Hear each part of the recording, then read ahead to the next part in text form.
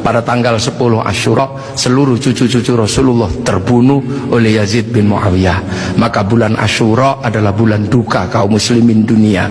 Makanya orang Indonesia terutama di kampungnya Bapak Presiden menyebut bulan Asyura dengan sebutan bulan Suro. Ekornya saja yang diambil, karena orang Jawa itu sukanya ngambil ekornya aja. Muhammad diambil mat, Asyura diambil suro. Makanya di bulan Asyura orang berduka karena terbunuhnya cucu Rasulullah. Maka di Jawa ada tradisi tidak mantu, tidak nikahkan anak, itu karena bulan duka. Di Jogja ada yang namanya keliling beteng. Maksudnya di bulan Suro jangan terlalu banyak mulut, jaga mulut. Nah di Solo mengikuti kebo Kiai Slamet, kalau kebonya keluar tainya diusapkan ke seluruh tubuh. Ini bulan duka, jangan bersolek. Dan biasanya bulan Asyura di Indonesia diikuti dengan santunan anak yatim. Nah inilah. Dan dari situ terus Islam bergerak, makanya monumen-monumen itu lahir Sayyid Ali Zainal Abidin. Lah Sayyid Ali Zainal Abidin kemudian bergeser, punya anak Sayyid Muhammad Baqir, menjauh punya anak Sayyid Ja'far Shadiq, menjauh diteruskan sama Sayyid Ali Uraidi, menjauh diteruskan sama namanya Sayyid Ahmad, diteruskan Sayyid Ubaidillah, teruskan Sayyid Isa Naqib, diteruskan sama Sayyid Ahmad Al-Muhajir, teruskan Sayyid Alwi, teruskan Sayyid Muhammad, teruskan Sayyid Alwi, diteruskan namanya Sayyid Ali Khalid Qasam, teruskan putranya namanya Sayyid Ahmad Sohib Mirbat, teruskan namanya Sayyid Alawi Amil Faqih, punya anak Sayyid Abdul Malik sampai Mongolia, punya anak Sayyid Ahmad Jalaluddin sampai Campa, punya anak Sayyid Muhammad sampai Pase, dan punya anak Sayyid Jamaluddin Al-Husaini Al-Kabir sampai tanah Nusantara di pedalaman, yang kemudian karena turunnya di Jawa, Sayyid Jamaluddin Al-Husaini Al-Kabir, orang Jawa punya Hono Coroko, maka kemudian di Jawa dikenal dengan nama Syekh Jumadil Kubro. Dan disitulah kemudian Islam ketemu dengan kebudayaan peradaban Nusantara. Nah inilah tonggak Makkah ini yang akhirnya menjadi penjelasan, oh ternyata Makkah sini geser di sini. Dan kemudian kita diingatkan bahwa Syekh Jumadil Kubro punya anak namanya Said Ibrahim pindah Palang Tuban sana, punya anak namanya Raden Rohmat Sunan Ampel. Nah ini yang kemudian bangun peradaban baru di Nusantara. Syekh Jumadil Kubro punya murid namanya Samsuddin pindah Jawa Barat, dikenal dengan nama Syekh Kuro, punya murid namanya Datuk Kahfi pindah Cirebon, punya murid namanya Syarif Hidayatullah Sunan Gunung Jati. Nah inilah baru kita kemudian menemukan titik sini. Nah pertanyaan-pertanyaan besarnya inilah yang akhirnya kemudian menjadi penjelasan. Lantas bagaimana kita mengikuti Rasulullah di tempat yang jauh ini? Rasulullah memberikan garis namanya ahli sunnah wal jamaah, bahwa Rasulullah yang diajar pertama wal jamaahnya bernama sahabat, wal jamaahnya sahabat generasi kedua namanya tabi'in, tabi'in punya generasi berikutnya namanya tabi'ut tabi'in, dan kita ini adalah generasinya para ulama yang cara pembelajarannya sangat berbeda. Di Arab sana Rasulullah mengajarkan bagaimana makan dengan 3 jari, masih bisa dijalankan sampai hari ini karena di sana masih kurma sama roti.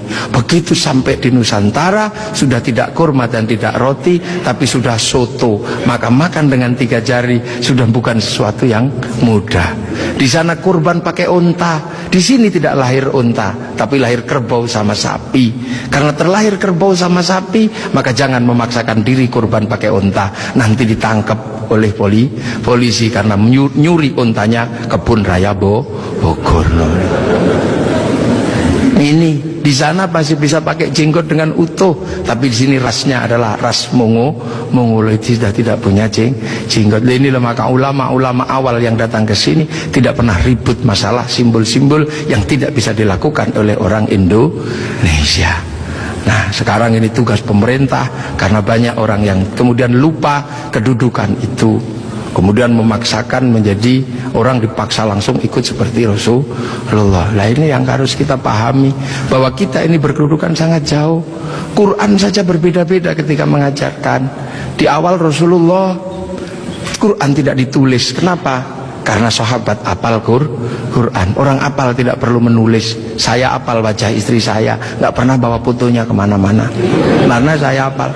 Makanya ibu-ibu yang fotonya dibawa kemana-mana jangan seneng dulu. Jangan-jangan karena belum apal.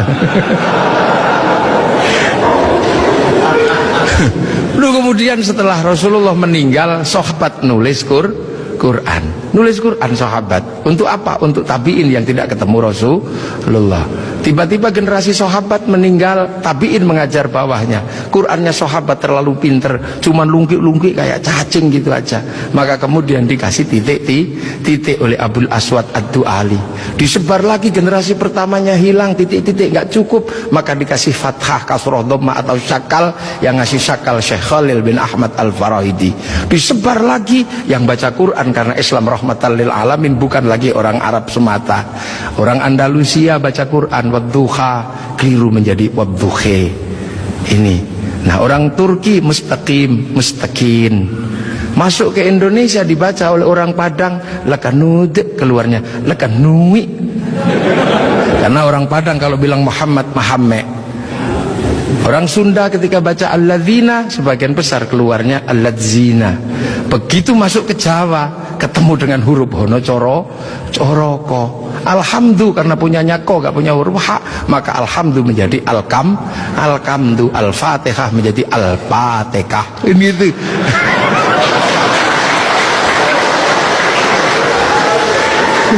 Nah ini, orang kalau ngerti proses kodifikasi Quran pasti tahu.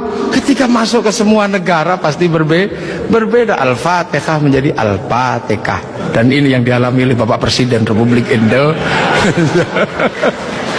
Iya, makanya Al-Fatihah. Itu.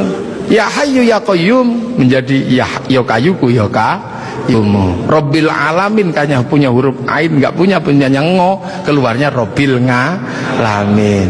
Nggak punya dot, punyanya lo, maka Ramadan keluarnya Romlan.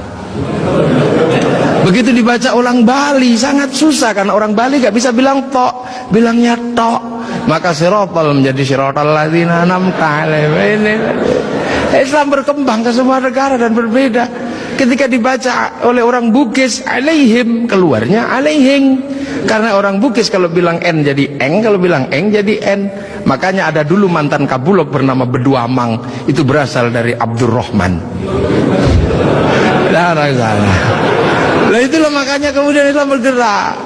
Nah lantas apa? Lantas terciptalah sebuah ilmu untuk bagaimana orang di seluruh dunia Islam mampu membaca Al-Quran.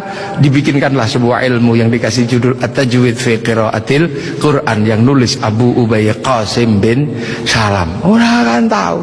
Nah ini generasinya para ulama. Dan yang paling besar, yang mungkin Bapak Presiden sudah pernah saya sampaikan, tapi ingin saya sampaikan lagi biar kita tidak lupa. Ada perubahan besar ketika masuk ke tanah Nusantara, di mana waktu itu tanah Nusantara sangat susah dimasuki Islam. Kenapa? Ini bangsa sudah sangat beradab. Bangsa ini bukan bangsa kecil. Tahun 1222 ke atas, sebelum tahun 1300 sudah mampu menaklukkan Mongol yang menaklukkan Eropa, menaklukkan Arab, mampu ditaklukkan oleh kekuatan Nusantara yang namanya Singasari. Makanya hal itu bisa kita lihat betapa kita bangsa punya tinggalan-tinggalan yang luar biasa. Orang Arab punya alat musik yang namanya terbang, terbuat dari kayu dan kulit. Orang Eropa punya alat musik yang namanya gitar, terbuat dari kayu dan tali. Tapi orang Nusantara salah satu alat musiknya adalah gamelan, terbuat dari logam. Hanya bangsa yang menguasai ilmu pertambangan yang maju dan penguasaan metalurgi yang mapan mampu membuat alat musik dari logam. Dalam cerita-cerita besar, kita juga punya cerita besar yang sama. Orang Eropa punya cerita tentang Cinderella, kita punya cerita bawang putih, bawang merah. Orang Eropa punya Samson, orang Arab punya Sam'on, kita punya Bandung Bondowoso, kita punya Sangkuriang, kita punya Sipahit Lidah.